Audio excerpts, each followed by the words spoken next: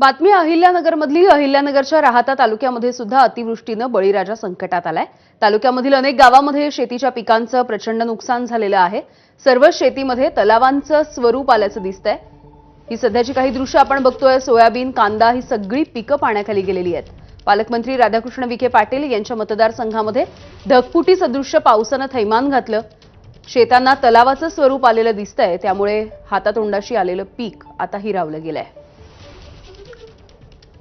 अहिल्यानगर जिल्ह्यात काल रात्रीपासून झालेल्या पावसामुळे अहिल्यानगर जिल्ह्यातील उत्तर भागातील श्रीरामपूर असेल, कोपरगाव असेल, संगमनेर असेल यासह राहाता तालुक्यात मुसळधार पाऊस झाला आणि या पावसामुळे बळीराजा मात्र आता संकटात सापडला आहे।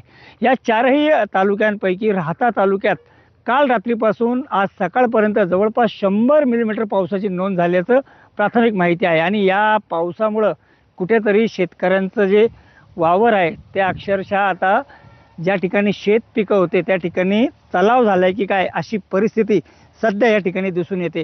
आता मी राहाता तालुक्यातील खडकेवाके शिवारात आहे। या ठिकाणी जर पाहिलं तर हे कांदा पीक आहे। हे कांदा पीक 90 दिवसाचा हा कांदा होता।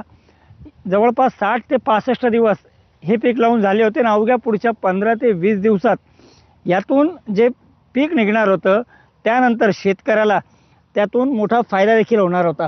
ढगफुटी सदृश्य पाऊस झाला आणि शेतकऱ्यांच्या स्वप्नांवर पाणीच फिरले की काय असं चित्र निर्माण झालंय।